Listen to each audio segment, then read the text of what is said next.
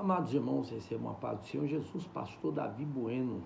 Vamos dar continuidade aqui na segunda parte da nossa lição, que tem como objetivo ressaltar que Deus usou Josué segundo a sua vontade. Nós estamos estudando sobre a lição de número 2, sobre Josué, aprendendo a servir com fidelidade e excelência, uma série de 13 lições comentadas pelo pastor Valdir Alves.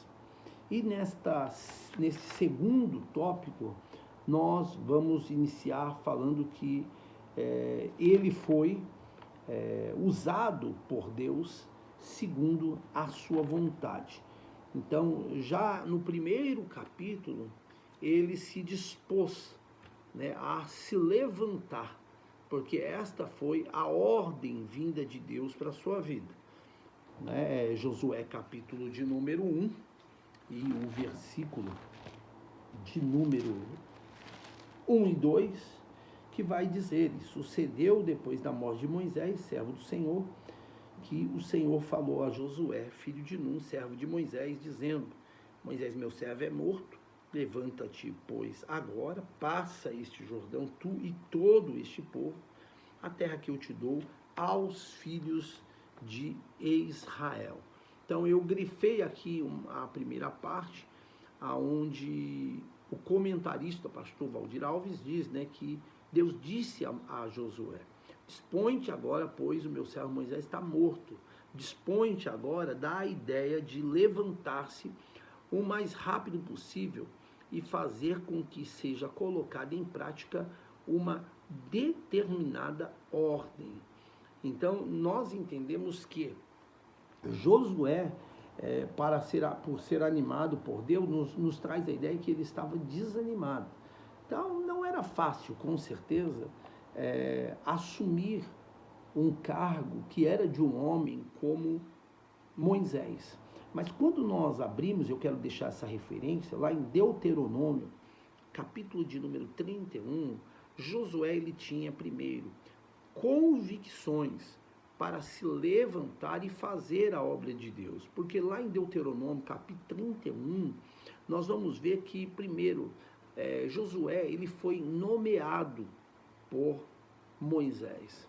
Moisés deixou provas ali de que ele merecia, depois da sua morte, estar conduzindo a nação de Israel, e justamente pelo fato de que foi um moço obediente, um moço submisso, um moço que viveu uma vida de intimidade e de comunhão com Deus, e Moisés estava dizendo: acredite, como Deus foi comigo, Deus será com você. E Deus disse isso para Josué. Deus disse: olha, como eu fui com Moisés, eu também serei contigo, eu não te deixarei e nem te desampararei. E segundo, aí em Deuteronômio 31, nós vemos também que Deus deu a ele o encargo, porque Deus deu ordem para que Moisés entrasse com ele na tenda ali da congregação.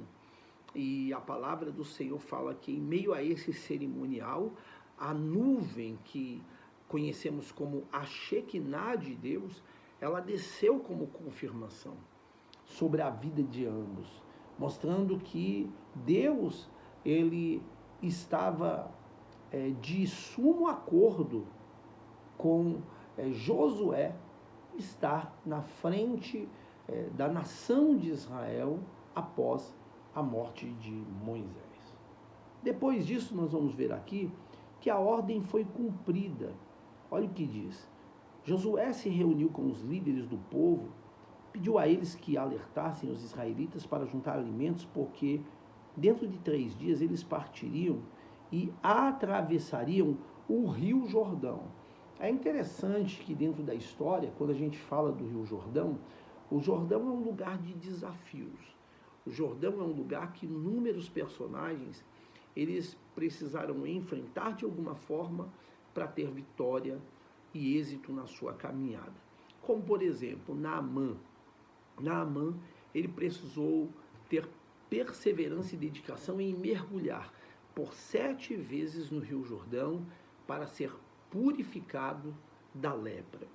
João Batista, que tinha possibilidades, até mesmo por ser parente do rei, de ministrar em Jerusalém a palavra de Deus, Deus o incumbiu que ele descesse às margens do Rio Jordão e ele pregasse uma mensagem dura.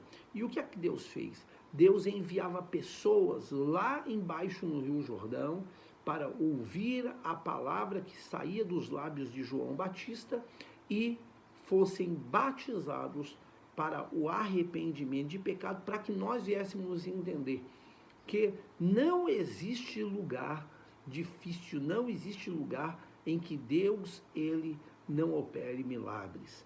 Ou seja, mesmo diante dos lugares difíceis, se fizermos debaixo de uma vida de intimidade e comunhão com Deus, Deus ele trará pessoas para ouvir a sua palavra. Nós vemos também de Eliseu. Eliseu naquela caminhada com Elias, nós vemos que chegou um momento que eles precisaram atravessar o Jordão e com a capa Elias, ele bateu nas águas, as águas do Rio Jordão se abriram e eles passaram a seco. No outro lado, né, Eliseu, que tinha uma vida de intimidade com Deus e aprendeu isso através de uma vida de obediência e de submissão a Elias, ele então fez um pedido a Elias, porque Elias disse, olha, peça algo antes que eu seja tomado de ti. Ele disse, eu quero porção dobrada do teu espírito. Ele disse, coisa dura pedistes, mas se você me ver ser levado, tu receberás. E após ele ser levado com carruagens e carros de fogo para o céu, diante dos olhos de Eliseu, enquanto ele subia, a sua capa caía.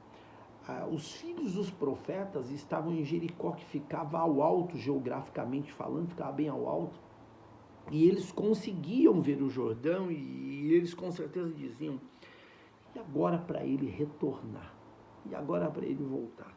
E Eliseu pegou a capa de Elias e ele bateu nas águas e disse, aonde está o Deus de Elias? E na mesma hora o Jordão se abriu e lá em cima eles entenderam que Eliseu estava tão cheio ou até mais do que Eliseu estava tão cheio ou mais do que o seu professor Elias. Então a vida de obediência, ela faz com que atraia sobre nós a presença do Senhor nosso Deus. E eu vou deixar para falar sobre alguma coisa do Jordão um pouco mais para frente. Tópico 2.2, a responsabilidade de substituir Moisés. Então, aqui eu vou ler, é interessante que a Bíblia, que o pastor Valdir Alves diz que Josué foi escolhido para auxiliar Moisés ainda jovem. Isso lhe deu oportunidade de aprender e crescer também como servo de Deus. Josué tinha reverência à autoridade que havia sobre a vida de Moisés, com quem Deus falava face a face. Josué, por sua vez, recebeu uma ordenança que envolvia coragem e fé. Afinal de contas, Deus ele disse, esforça-te e tenha bom ânimo. Então, assim, eu entendo, irmãos, que não era fácil a responsabilidade de substituir a Moisés. Como também não foi fácil a responsabilidade quando Salomão ele substituiu o seu pai Davi. Como também não é fácil, eu que já estive em frente de algumas igrejas, nunca é fácil quando você é separado para substituir um pastor que já está há muito tempo, sabe, ali na frente daquela obra, que as pessoas aprenderam a amar, aprenderam a confiar. E a gente precisa chegar debaixo de uma vida de comunhão com Deus, uma vida de direção de Deus, para que Deus possa mostrar aos olhos das pessoas que você vai começar a liderar, que verdadeiramente você é um homem de Deus, que você tem estratégias diferentes, porque ninguém é igual um ao outro, mas que você tem direção de Deus e o trabalho de Deus vai continuar crescendo, vai continuar se desenvolvendo de uma maneira extraordinária sobre a sua vida. Então, é interessante que o que fez com que ele tomasse a atitude, eu me refiro a Josué, de assumir tamanha responsabilidade, era o fato da comunhão que ele tinha com Deus. Porque em meio a reconhecer as suas limitações, reconhecer as suas fragilidades, ele tinha um Deus que falava ao seu coração e dizia para ele: esforça-te e tenha bom ânimo, porque eu serei contigo, eu te ajudarei em meio a toda essa trajetória. Aí tem um comentário aqui do pastor Josué de Campos, que ele comenta que o grande segredo de seu sucesso deveu-se, sem dúvida, ao fato de ter ele alcançado de Deus a promessa de que Jeová seria com ele, como havia sido com seu antecessor Moisés. Então, é justamente isso. Nós reconhecemos as nossas limitações, nossas falhas, nossas imperfeições. Sabemos que existem muitos obreiros, pastores, professores que conhecem, que têm mais experiências, que ensinam muito mais do que nós, mas nós precisamos entender que existem alguns projetos que Deus, ele designa para nós. E se nós formos ficar olhando acerca de que A, B, C pode fazer mais ou melhor do que nós, sabe, nós nunca teremos experiências com Deus. Você lembra de Gideão? A Bíblia fala: varão valoroso, o Senhor é contigo, e ele fala: mas eu sou o menor da casa de meu pai. Ele estava querendo dizer: olha, dentre os meus irmãos, eles são muito melhores do que eu. Mas o que adiantava eles serem melhores se Deus tinha escolhido Gideão?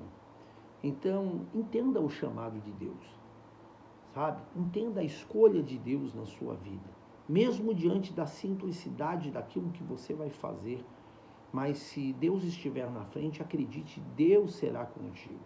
Te ajudará, te dará sabedoria, te conduzirá da melhor maneira possível e acredite, o nome do Senhor será glorificado no seu viver. Segundo aqui, ele diz que Josué, ele teve coragem, esforço e perseverança. Diante do quê? Do ânimo trazido a ele por Deus, dizendo: esforça-te e tenha bom ânimo. Então, ele não recuou, ele não desistiu, até porque Deus não tem compromisso com covardes, sabe? Deus tem compromisso com pessoas de coragem, que mesmo reconhecendo que precisam, e isso é importante, de Deus para tudo que vai fazer, mas Deus não aceita que a pessoa fique se acovardando. Então, quando a gente fala de coragem, a gente fala de uma ação para agir, apesar do medo, que muitas das vezes ele permanece. Eu tenho medo, eu me preocupo de falhar, eu não sei tanto quanto aquela pessoa que estava na frente do trabalho, mas mesmo assim eu digo: mas Deus falou comigo que Ele estará comigo.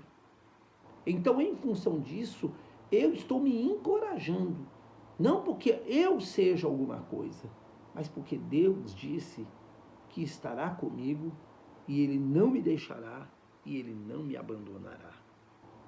Esforço. Quando nós falamos de ser forte, nós estamos falando de ser forte mesmo quando entendemos que sozinhos não podemos vencer, mas permanecemos fortes, porque isso é o interessante da vida cristã, da vida ministerial. É nós entendermos que nós não temos condições, mas nós passamos a nos esforçarmos, a sermos fortes, para realizarmos algo acompanhado de fé e de obediência. pelo simples e único motivo, porque acreditamos na palavra de Deus, porque entendemos que o Senhor permanecerá conosco. E em terceiro, ele fala aqui sobre a perseverança, que é uma dedicação, mesmo diante das limitações. Né? Como é importante nós sabermos que, diante de tudo que nós vamos fazer, olha, seja na vida espiritual, seja na vida secular, sabe, sempre iremos nos deparar com as nossas limitações. Sempre iremos nos deparar com problemas que aos olhos naturais virão para nos fazer parar, nos fazer desistir. Mas como é importante, no nome do Senhor nosso Deus, nós nos dedicarmos, nós nos esforçarmos, nos perseverarmos, insistirmos e clamarmos a Deus dizendo: Senhor, está difícil, mas eu permaneço crendo que o Senhor é a minha rocha, que o Senhor me dará forças e que o Senhor me ajudará em meio a essa trajetória. Que nós possamos, nessa segunda parte, tomar posse desta palavra e entendermos, meus irmãos. Tenha coragem, se esforce, persevere. O Senhor é contigo para te abençoar. E assim nós terminamos a segunda parte desta lição. Deus abençoe.